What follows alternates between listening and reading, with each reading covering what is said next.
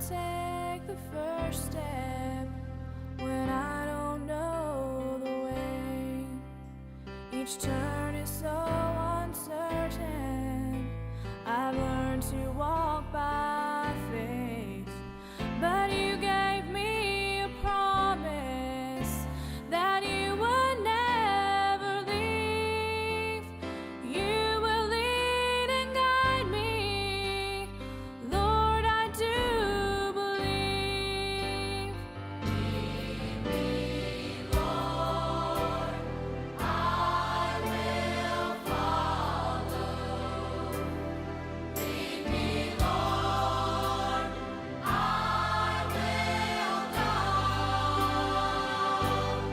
You have called me, I will answer. Lead me, Lord, I will go. Your plans for me are perfect. I never need to fear. For though at times I feel alone, I know that you are near. My heart just wants to follow. I will live to obey. Take my hand and lead me. I'll follow all the way. Lead me, Lord, I will follow. Lead me, Lord, I will go. You have called me, I will answer. Lead me, Lord, I will go.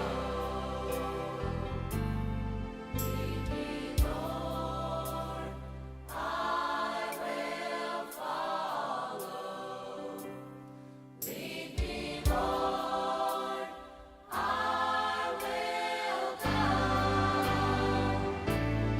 You have called me, I will answer. Lead me, Lord, I will go. You have called me.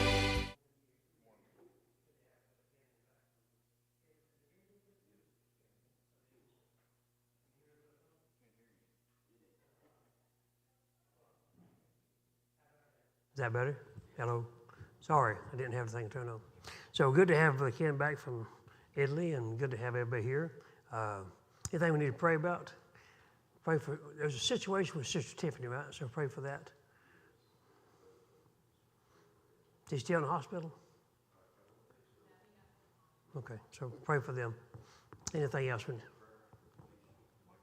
Pray for Brother Mike. Okay, so pray for Sister. Pray for Sister Faye. Anything else? The revival, I think, at Warrensville ends today, right? I can't remember. I think it was going this week. I think so. So pray for them. Pray for those who are traveling, the ones who are going back home. I think Brother Vern was preaching today. So pray for them to get back home safe, and Brother Discipline to get back where he's going. You never know if he's going home or going somewhere else to preach, because he's travels quite a bit. Just pray for wherever he goes. Anything else we need to pray about? And we got a choir night coming up soon. Wasn't that what you guys are talking about?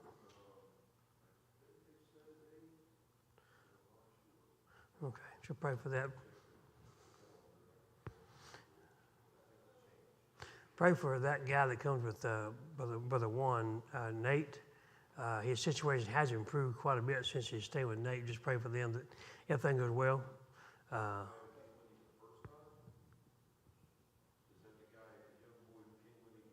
Yep. Mm-hmm. Yep. He actually staying with him now, so pray for that situation.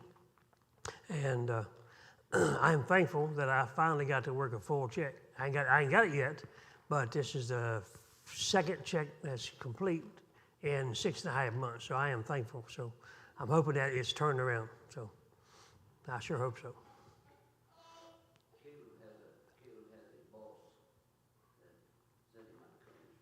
Okay, so pray for that. Anybody else? If nothing else, Brother David, you want to lead us?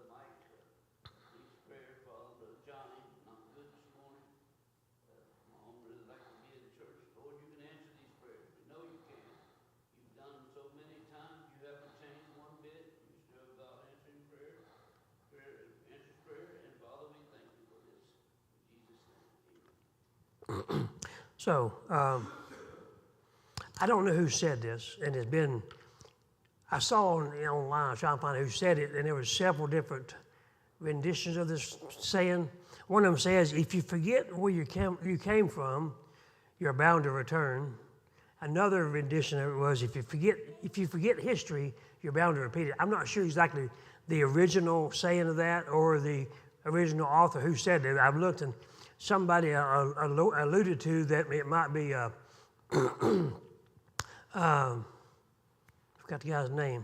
Anyway, I don't know who said that, but it says in philosophy and theory that if you forget where you came from, you go back to it. So I'm hoping that, the Church of God has been around since 1833 or in that time period. And if we forget where we came from, who knows what we'll become, We need to remember our history. I made reference to this topic, 6 or 8 months ago, and I actually did a small lesson on it. And then Sister Norwood was leading us in a song, an old song that meant a lot to me. I guess some of the older guys, but I was hoping some young people would be here today so they would learn too. But this Evening Light Songbook is not written last week. And, a lot of these songs were written in a different seal, in different time period, about different things. And if you don't know what they're talking about, it's just words. It doesn't mean anything to you. And nobody in this room that I know of lived in a sixth seal. Well, maybe they did at the very end of it. But most of those songs talk about something else. They were powerful songs. I believe they were inspired songs because there was so much truth coming out. So much of it correlates to the Revelation message. So much of it correlates to our history, where we came from. I believe that we can trace our lineage. Some of them trace our lineage back to John Calvin. Some of them go back to Martin Luther. We can go way, way past that. We can go back to Calvary. I believe the Church of God started when he said, in Matthew 16:18, upon this rock I'll build my church. I believe he built it. I believe he still runs it. If it's his church, he does run it. There's some who take the name Church of God who he doesn't even have anything to do with. Because you have the name Church of God on your sign does not make you the Church of God. You can have that name all day long. He built it, he named it, he rules it, and it's all about him. I hope we never get tired of glorifying God or giving God, because, excuse me, I believe that it all goes back to him. But anyway, I made a reference a few minutes ago about the songs we sing. When these songs were written, new light was coming. The truth wasn't changing. The truth ain't never changed. It won't ever change. The truth wasn't changing, but new understanding of the truth came. And they were learning some things. And we got new light that they didn't have. So some of these songs still teach a message that we know different on, about entire sanctification and stuff like that. We'll get into that. But anyway, this songbook to me is powerful. I went to a place for 20 years. This was our songbook. When I came back, after backsliding, they got rid of it. You know why I said they got rid of it? Because it's too sectarian. It's anything but sectarian. It is the absolute opposite of sectarian. It actually sings about getting away from sectarianism. But anyway, that's the reason they got rid of it. If you forget and today, you would never know it was a church of God. I hate to say that. I love the people, good people. I love people. I have no animosity towards anybody, but it does not resemble the church that I knew. It does not resemble the church that Jesus built that I think of. So we need to never forget where we came from. The truth to me is precious. I don't ever want to lose my desire for truth. I do not ever want to change on truth. I don't ever want to be... now, when light comes, I want to follow light. I'm not saying that. What I'm saying is, though, the truth will set you free. So these songs meant something. When they wrote these songs, they were powerful songs. These were you can sing the fight song for the Marines. It don't mean nothing to me. I mean, it's a good song. But when you're a Marine, that got you. That charges your battery, you know. That was their fight song. Whenever you sing the one for the Army, they all have their own fight song. These are our fight songs. These are songs that should charge our batteries if you know what they're meaning. But we're so far removed from the guys who wrote them that sometimes we forget what they were saying. Sometimes it's easy to become familiar and just repeat words because Sister Janet or Sister Norwood is repeating them and they're on the screen. So we just repeat them so nonchalantly, but again, they mean something. Words have power. Words can start wars. Words can start fights among families. Words are powerful. Words can save. Let me tell you about a guy. The first guy on here is a guy called D.O. Teasley. Now, he is a big, he wrote a lot of songs. I'm going to read you just a little bit of his biography. This is a prominent figure in the Sixth Seal, and I'm not lifting up D.O. Teasley, believe me. I'm just going to tell you, this is an author of at least 80 of our songs. So I'm not trying to lift him up, just trying to tell you where he came from, why he wrote what he wrote. It says it was at a camp meeting near Donovan, Missouri, about 30 miles northeast of Myrtle, that 18-year-old D.O. Teasley encountered the truth of the evening light, in quotations, and was converted on September the 1st of 1894. So he got saved in 1894. This is still in the Sixth Seal ministry before we got the truth that we know now. So that means his understanding of what he sings is going to be singing from a Sixth Seal understanding. So I wanted to bring that up to show you where he got his understanding from. In 1896, he entered the ministry. I didn't really know I didn't know he was a preacher, but he was. He also preached, and he wrote books, and he also wrote a lot of songs. He said he became a very useful vessel for the Lord in many capacities, including songwriting, for which he's best known. On January 31st of 1901, he married Ora Howard in Rootville, Pennsylvania. D.O. Teasley composed the music for more than 80 songs, writing the words to at least 30 of those. So he put the music to a lot, and wrote 30 of them. He co-edited 4 songbooks published by Gospel Trumpet. Anybody know who the Gospel Trumpet is, or what it was? Not the Gospel Trumpeter that we still have today. That comes from God's Eggers, right? But the Gospel Trumpet was kind of like the same thing. It was like a newsletter. It was weekly then, a weekly newsletter that was published by these brethren to put out truth, because that was their way. They didn't have the internet. They didn't have streaming like we got today. They didn't have a lot of things we did. So they used that as their publishing arm, published books and newsletters to get the truth out. Because remember, when they were writing this stuff, this was new truth. They were coming out of sectarianism. They were coming out of denomination. If you watch the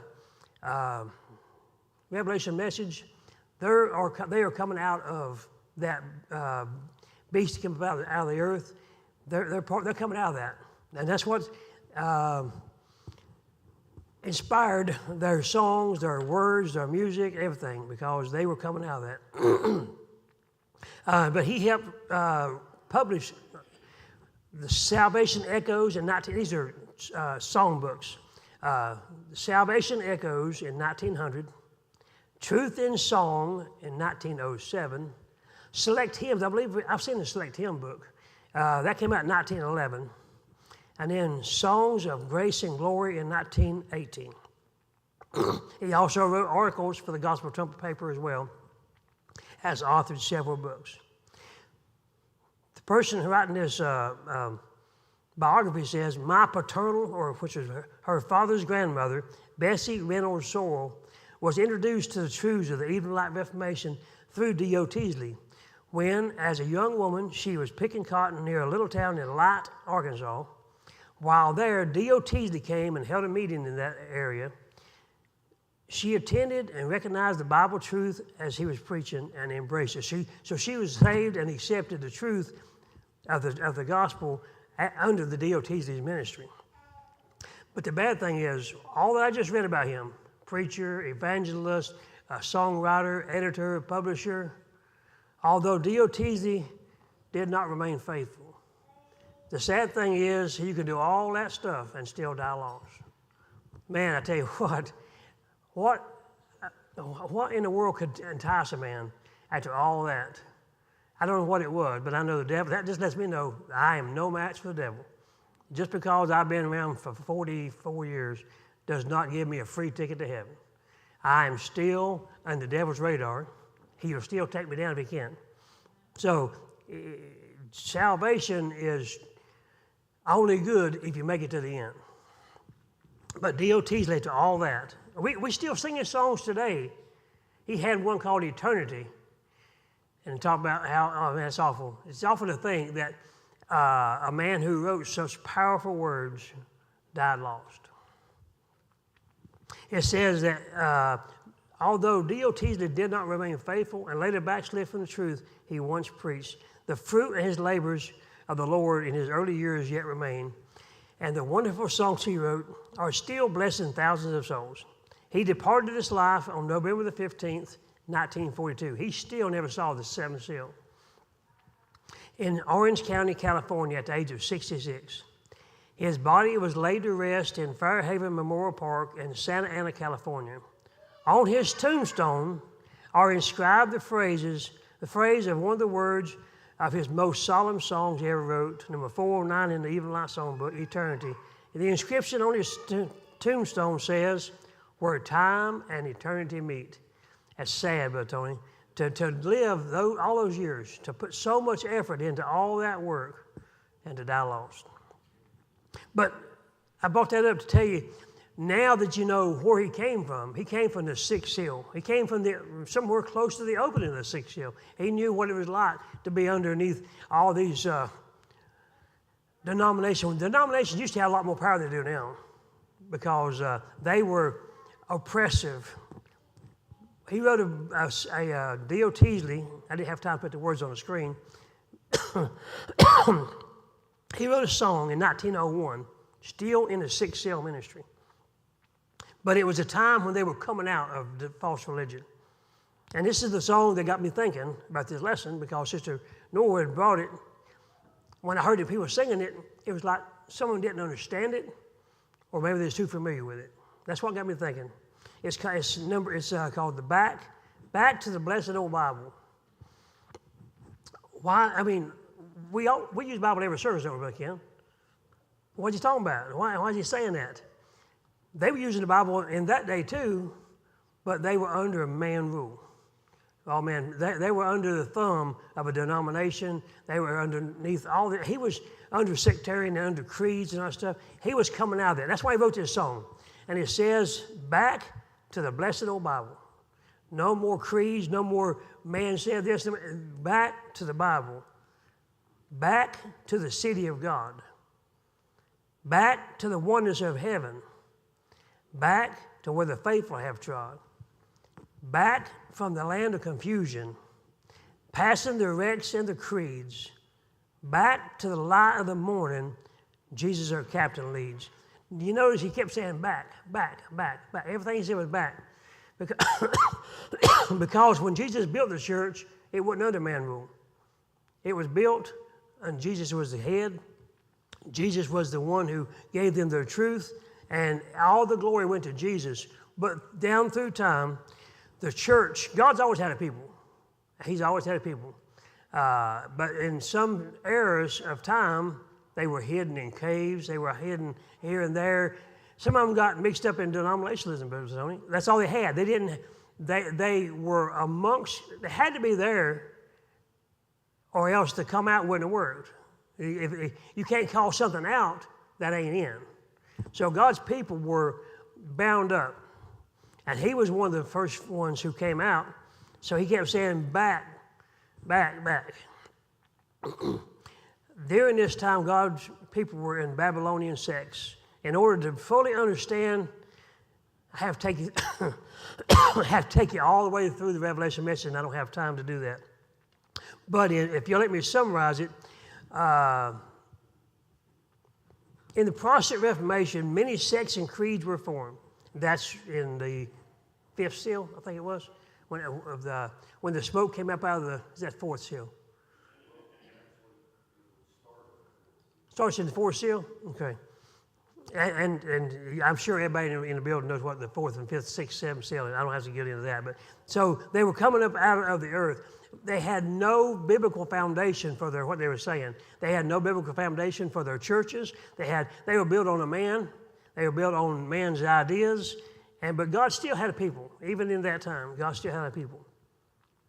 But they weren't satisfied. I was in a place before that I was so hungry for truth, nearly starved to death.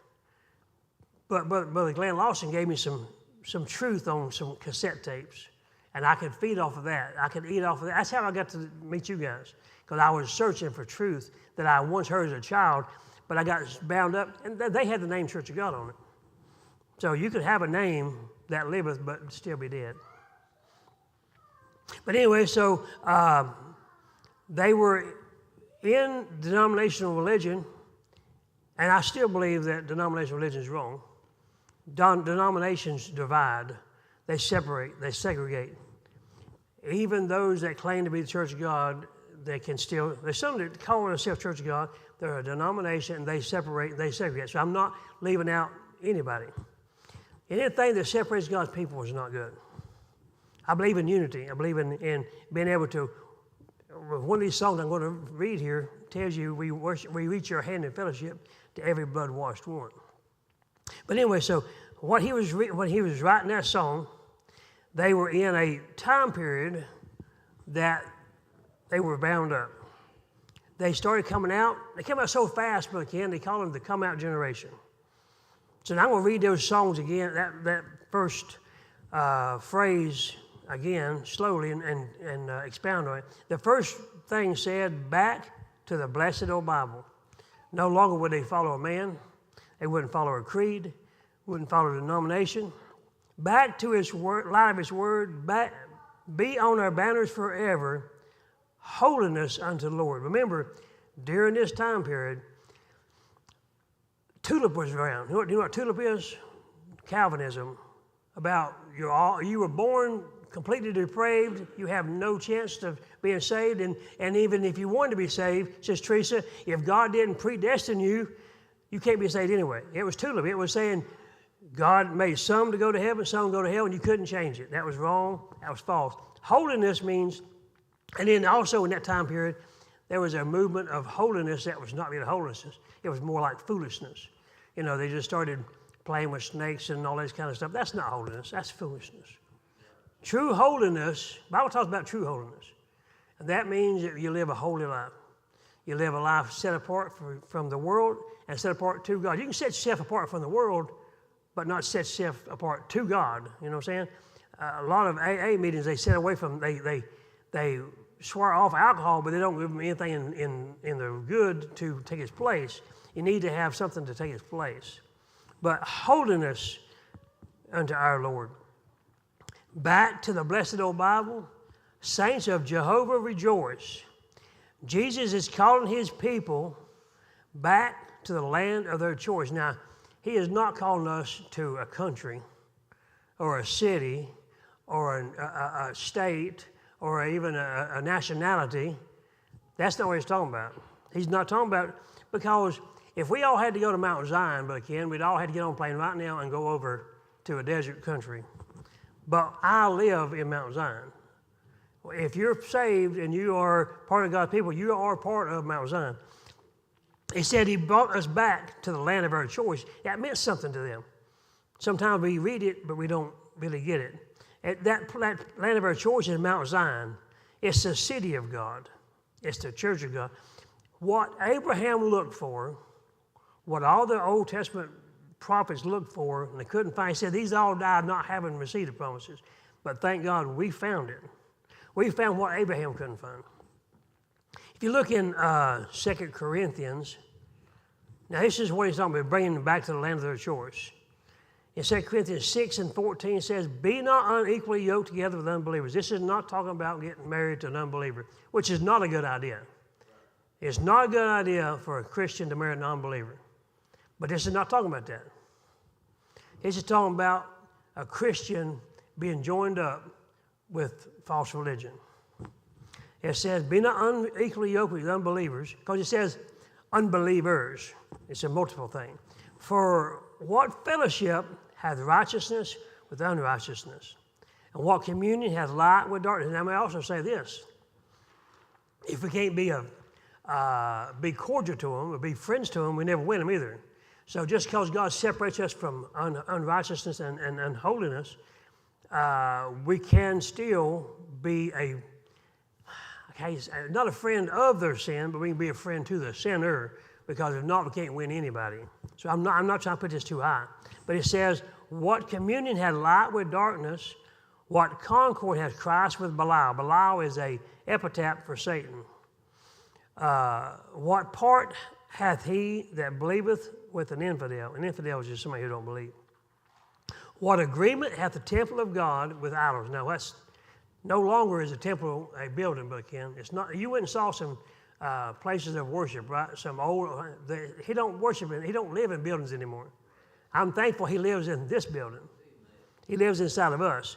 But what fellowship has the temple of God, which is us? If you're saved, you're the temple of God. What agreement hath the temple of God with idols? For we are the temple of the living God. As God has said, I will dwell in them, and I will walk in them. I will be their God, and they shall be my people.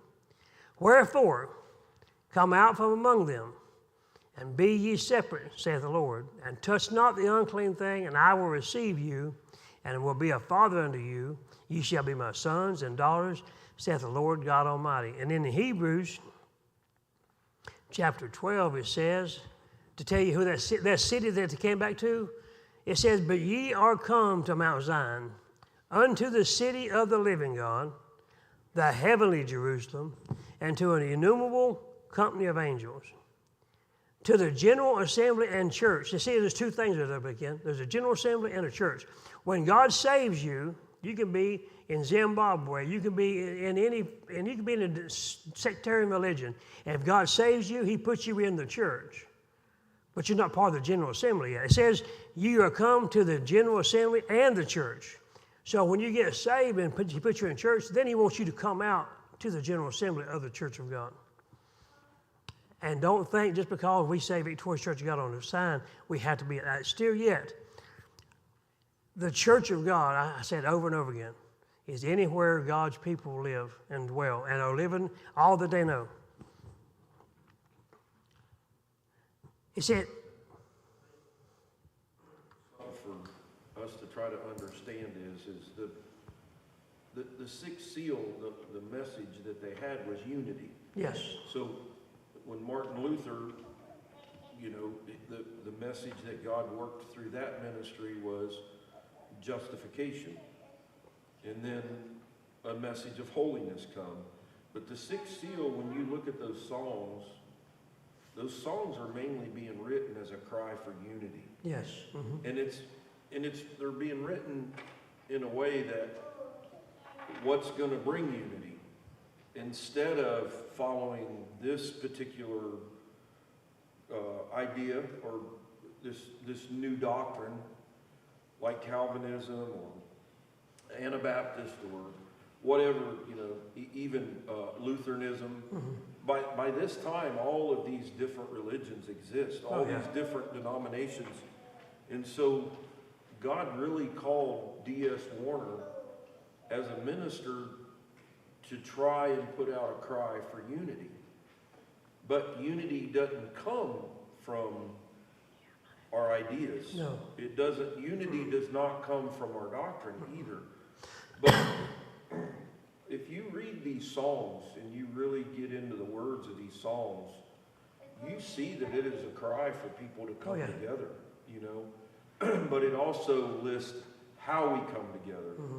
Stop following creeds. Let's go back to the blessed old Bible, right? Trying to show what the city of God is instead of what people think it might be. I mean, there are so many of these songs written with the desire of not just people to come out of false religion, but for there to be true unity. And that true unity exists only through God's Spirit. Exactly. You can only learn doctrine through God's Spirit. You can't learn doctrine. You can't learn truth without the Spirit of God. No, he reveals it. Because Jesus said at the woman in the well, he said, there is coming a day when those that worship me shall worship me in spirit and in truth. You can't have one without the other. No. So I really believe the other thing that's important to note that by the opening of the fourth seal, even though Martin Luther got the justification message through the just shall live by faith, Martin Luther never stopped being a Catholic. No, he never did. And so you see the traces of Catholicism and Calvinism, Anabaptist, Lutheranism, the Methodist Church, all of these, there are traces of Catholicism through all of them. So in 1880, I honestly believe that God's push and God's move was, let's cut that completely off. Let's sift through all of this. And that's what he used that sixth seal ministry for, was to try to get people to start looking at the Word of God in an unadulterated way. Yeah. Because all of that prior to that, except for in the morning time, the Word had been adulterated. In other words, or not the Word, but denominations had been adulterated and had been fornicating with other ideas of what true Christianity were. So to understand that means that there was no true, solid, 100%, let's follow God, let's follow the Bible, until 1880. Because it had all been tainted. Yeah.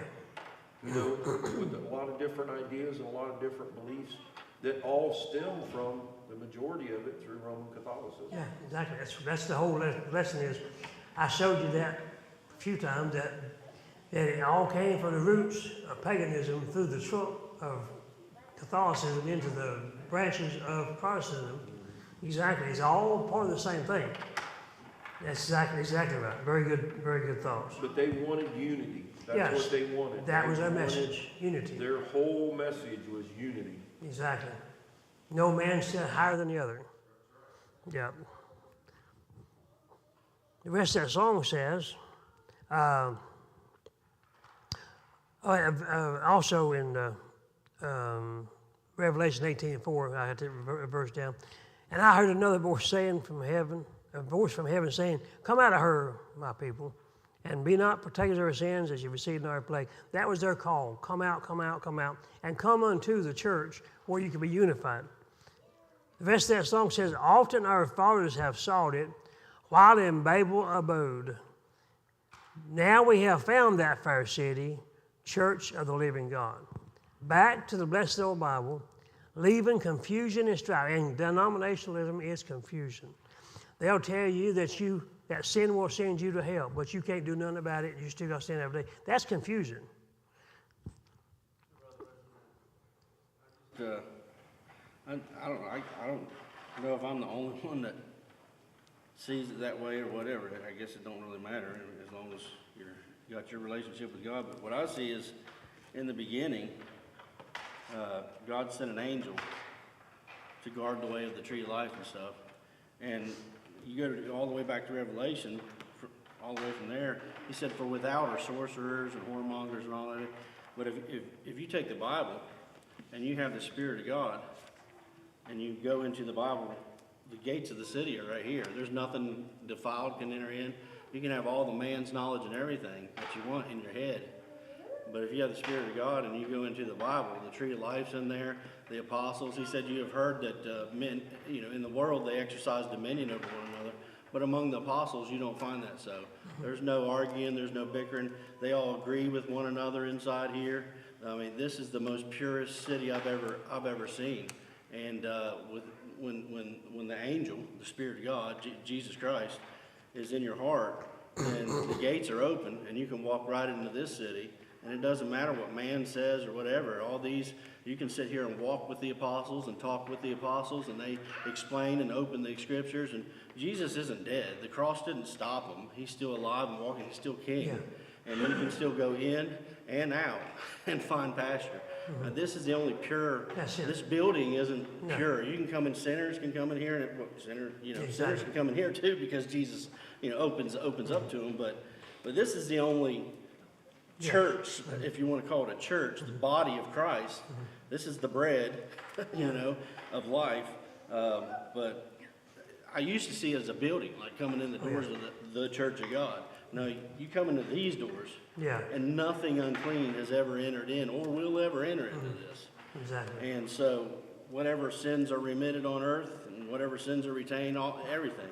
So that's the door. That's the city. That's how you get in. If you don't have the Spirit of God, then the angel ain't letting you in. Exactly right. That's how you get in.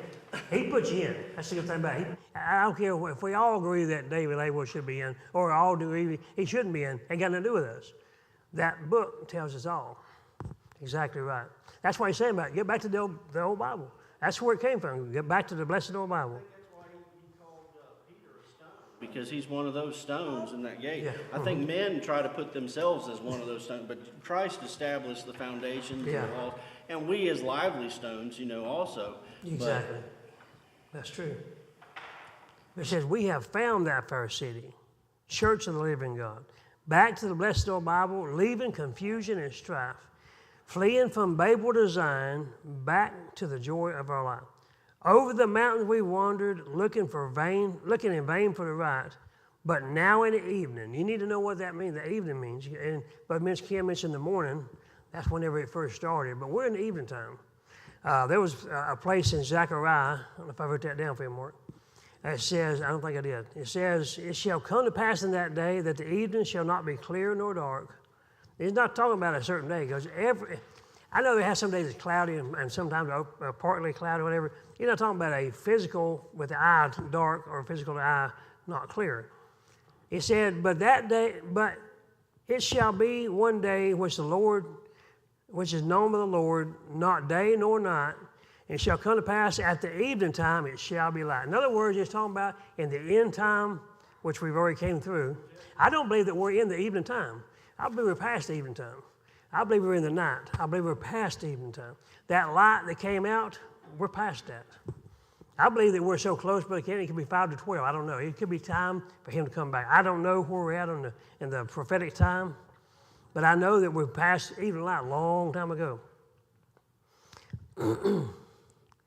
I'm going to skip that, the rest of that. Brother Ken mentioned DS warning, and I don't have nowhere near time to get started on DS warning. Let me finish that one song. They went to stop because I got more on DS warning. He wrote a bunch of songs and then some other things, so we'll finish up later. I thought he didn't have enough, but I don't have enough time. So anyway, it says, looking in vain for the right. Now in the evening we've found it, truth of the gospel light. Back to the blessed old Bible. Back to back at the Master's call. Back to the words of our Savior, loving, obeying them all. That's what you're talking about. That's where the truth's at in that Bible. That's where you're saved. That's where you're kept. Is in the lids of that Bible. Never in sects to be scattered. Never again to do wrong. And Brother Ken, here's what it said. Unity Holiness, heaven, that's part of that song, even shall be our song. This is more than a song, it's more than a history lesson, it's a rally cry. It's something that got them started. And DOTs is one of them. The sad part is, with those strong words, and those words that meant so much, one of many, he still backslid. That will be a warning to us. I don't care how strong you are, I don't care how high you're flying today. Don't get complacent because you could fall out just like he did. Nobody intends to backslide, I don't think. Nobody says, I think next week I'm going to backslide. Nobody does that. Nobody in their right mind does that. But a little leaven's a whole lump. It don't take much to get you started. If I want to stay on course, I got to stay straight on course. But if I veer by like 1 or 2%, I think, who did that illustration with the strings? Was it Brother Mark Whitehead? It don't take much. If I get off by 1 or 2 degrees right here, I'll never reach the end back up. By the time I get off, I'm only 1 or 2 degrees off. By the time I get to the end, I'm way over there, I'm way off. If we don't follow him unerring, we can end up just like D.O. Teasley here. Something got him to stray, and he never found a way back. That's a terrible way to end. Within that thought point is knowledge puffs up, but charity edifies. That knowledge can get you just that 1%. It don't take much of that. Yeah, just start to veer just a little bit. Before long, you're way off. But anyway, if we sing that song anytime, that's what he's talking about. This guy was coming out of, he was in bondage. He knew what it was like to be in bondage. And he was excited to get back to where the Bible was preached, back to where there was no man rule, and back to where there was unity once again. I think lots of time we preach unity, but lots of time we don't present unity. We don't really live unity. It's easy to preach, harder to live. Sometimes we hold somebody at arm's length for things that's trivial. The song that I was going to get to, that D.S. Warner wrote, says, we reach our hand in fellowship to every blood-washed one. But I think we reach our hand in fellowship to everyone who agrees with me. That's where we live in. Now, I'm not saying that we have fellowship with those who are in darkness either. So I'm not saying that. But just because somebody does things a little bit different, we can't say, well, they ain't saved. We need to let God be the judge of who's saved, who ain't saved. A lot of tools for unity, a lot of spiritual tools. But I think one of the greatest tools there is for unity is long suffering. Because somebody may say something, they may present something, somebody may do something, there may be a behavior, and we're just so quick to judge that, right? We automatically judge it, and then the enemy takes that judgment and begins to create a narrative behind that. And the next thing you know, we're not fellowshipping with them. We don't have unity with them. And it goes on for 3 or 4 years, and then you even forget why you didn't have unity with them to start with. Exactly. And it all just comes because we're not willing to be long-suffering and give people, don't judge people just by what they say or their actions, because have you always said the right thing, brother? I certainly have not. Have you always done the right thing? No. I certainly have not. But I'm not going to judge you just on what you say and what you do all the time, because you're living in flesh, just like I am. And so I think if we just use that tool of being long-suffering, it'll make a huge difference in our unity. That's just one tool, and from the way I view it. Yeah. I think there's many other tools for unity. The main thing is the Spirit. Yeah. If we have God's Spirit, then we can interpret the Scriptures together. If we have God's Spirit, we can be long-suffering. If we have God's Spirit, we can share our joy. If we have God's Spirit, we can share our temperance. I mean, it's all based on the Spirit of God. Do you have something? I was just gonna say, when we was coming here, we was flashed with lights, the headlights, and we was wondering if somebody had a wreck or what was going on. And so when we got up there, there was a whole bunch of cops along the road up the top, and they was doing checkpoint. and the person in front of me had already got checked and went on, and then I drove through, and I didn't know if I should stop or what should happen. And then the middle of the second cop was like, oh, wait. And then I had to give my license to be checked. And I was like, this is Easter. I'm like, I guess this is a good thing that they're doing this. And so when I came here and it hit me, it struck me like Jesus, when you're getting ready, when you're going to pass over and you're going to go to the other side for the resurrection, you're going to be checkpoint. It's going to be a checkpoint. And then they're going to be like, ho, wait. And then they'll say, oh, you're good, you're covered by the blood. And you get to go in. And it's by the Lord that he decides who comes in and not man. Exactly. That's what. I'm thankful that the scripture says for a driver's license, a broken spirit and a contrite heart thou will not despise. Yeah, exactly. Exactly. Anything else for you? Wait, Preston, I have a question. Where do we get this story from D.O. Teasley, about D.O. Teasley? Because I've heard other things that he didn't, like, I don't know how you want to put it, participate in the Church of God movement anymore for personal reasons, and then he went on to do other things that not a whole lot of people know about. Okay. The hydrating systems that we have in our grocery stores that keeps the produce fresh. Okay. He invented that. Okay. And then, there were other things that he did as far as occupation-wise. He moved to California, and Yeah. that's where he did it. I think the only thing that we ever hear about him That's all I knew, yeah. is that he backslid, but I don't know. I remember Brother Marty saying something about he was deeply hurt by some of the brethren. So I don't know in my spirit that he actually backslid. I just know, based on what I've read, that he just kind of walked away from the movement Okay. and went on to do other things not visible to others, not that anybody, things that no one really paid attention. Gotcha. Yeah, I got mine. I was just doing an online search. I didn't personally know him or anybody that did know him. So what I saw from I got several different sites I checked. One of them was, I can't remember which one was, where I got that information, but from the biography that I got, that's what I heard. Now, it could be wrong. Yeah, it could be, I don't know this, because I wasn't there since you said that. It could be that because he didn't no longer walk with them, they said he backslid, I don't know. Yeah. About the Six Seal ministry, and a big controversy at that point was whether or not,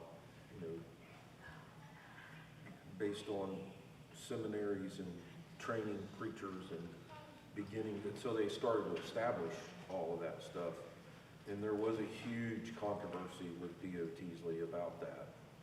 And so I've heard the same term, that he's backslid. I don't know that you can say that, but I do know that you can say that he stopped writing those songs. And I don't know if, like Sister Becky said, his attention,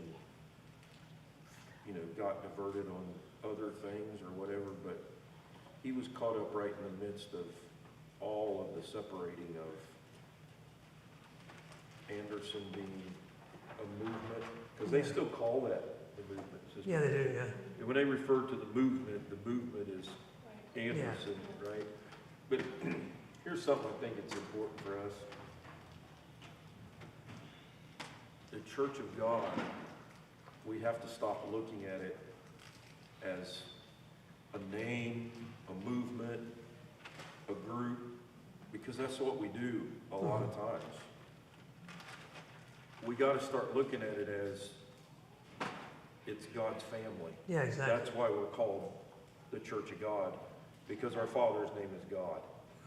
And so if we just see it as that, if you don't learn to differentiate and take some of those stigmatisms off of the name, and You know, I'm Church of God because I'm a child of God, because I am one of God's children. Not because I got saved in a building in Marion, not because I've been affiliated with Emerson Wilson, you know, none of that. But a lot of times when we think Church of God, that's what we think. And so then people want to change the name. Well, I'm not changing the name. You know, I am a child of God. But I think if we started looking at it that way, it would be much more helpful to us, other than just seeing it as Six Seal movement. The Church of God has existed ever since the beginning. You know, it wasn't called a church, but I just think it would be helpful for us, because when I start thinking about it, you can start thinking about all the division and all don't think of it that way. Think of it as we're God's family. That's why we're called the Church of God, because He's our Father. Exactly. And I think we have to be careful too that, and it still goes on. If you leave a location, or if you go, you know, you do this or that, and you're no longer with that particular group, there's a lot of groupism. There is. In the Church of God, there's a lot of groupism, just like everywhere else. And if someone tends to maybe be led somewhere else or to go somewhere else, but they're no longer physically with us, it's like it enters people's minds to think, what about their soul? You know, but Jesus told his disciples, they said, well, that man doesn't follow us. And Jesus like, so what business is that of yours? Follow me. Don't worry about what so-and-so's doing. You follow me. Yeah. And we're going to follow Jesus, but we may not all do it in the same. We have to be led by the Spirit to follow Jesus where he wants us to go Difference of and administration. what us to do. We can't determine what's right for anybody else. And I think that's where we come into all this strife and conflict and, you know, confusion. I don't know. Let's build our relationship with Jesus and build up others. Yes. Encourage him instead of going about all this talk over things that we hear and we read and we, you know, let's focus on the positive and building up, because that's what Scripture tells us to do. Yeah. Build each other up and not tear each other down. I want to have hope Yes. that D.O. Teasley stay true to Jesus, Hope so. regardless of where he chose to go. And Exactly. maybe he actually believed that the Lord was leading him in that direction and he could do a better work there. And we never know, Yeah, especially exactly. when we don't know the person Yeah, I don't know. ourselves, you know, we don't know. Exactly. And I don't know him personally, and I don't. And who knows what somebody's saying about me, you know? Doesn't the Bible say against an elder, receive not an accusation? Yeah, so I don't know. I mean, that's the history that I'd heard. But I never Right. heard any other history. Right. Yeah. Anything else? Okay, we'll get ready for next service.